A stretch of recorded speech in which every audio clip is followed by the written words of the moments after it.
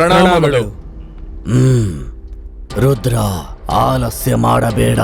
ಅಮಾವಾಸ್ಯ ಘಳಿಗೆ ಹತ್ತಿರ ಬರುತ್ತಿದೆ. ಶಾಶ್ವತ ಯೌವನಕ್ಕಾಗಿ ನಾವು ಮಾಡುತ್ತಿರುವ ಕ್ಷುದ್ರ ಪೂಜೆಗಾಗಿ ರೋಹಿಣಿ ನಕ್ಷತ್ರದಲ್ಲಿ ಜನ್ಮಿಸಿರುವ ಭೈರವನ ಹೆಂಡತಿ ಚಿತ್ರಲೇಖಗಳನ್ನು ಬಲಿ ಕೊಟ್ಟಿದ್ದಕ್ಕಾಗಿ ಕೋಪಗೊಂಡಿರುವ ಭೈರವ ತನ್ನ ಸೈನಿಕರೊಂದಿಗೆ ನಮ್ಮ ಮೇಲೆ ದಂಡೆತ್ತಿ ಬರುತ್ತಿದ್ದಾನೆ. ಯಾವ ಕ್ಷಣದಲ್ಲಾದರೂ ನಮ್ಮ ಮೇಲೆ ದಾಳಿ ಮಾಡಬಹುದು.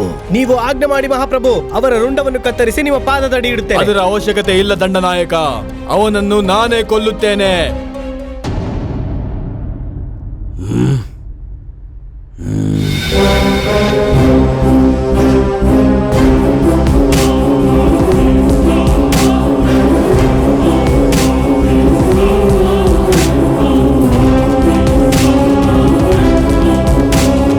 ಆಶೀರ್ವದಿಸಿ ಗುರುದೇವ.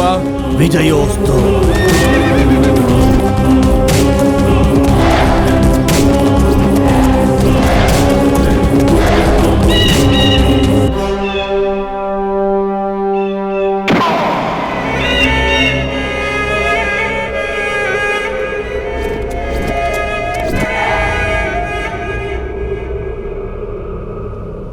ನನ್ನ ಹೆಸರು ಕೇಳಿದ್ರೆ ಗಡಗಡ ಅಂತ ನಡಿಗೆ ಮಲಮೂತ್ರ ವಿಸರ್ಜನೆ ಮಾಡ್ಕೊಳ್ಳೋ ರಾಜನ್ನು ಹೊಡಿದಿನೋ ಹೊರತು ನನ್ನ ಪತ್ನಿಯನ್ನ ಕೊಂದು ನನ್ನ ಮುಂದೆ ಧೈರ್ಯವಾಗಿ ಬಂದು ನಿಂತಿರೋ ರಾಜ ಅಂದ್ರೆ ಅದು ನೀನೇ ನೀನೇ ನೀನೇ ನೀನೇ ಮೊದಲು.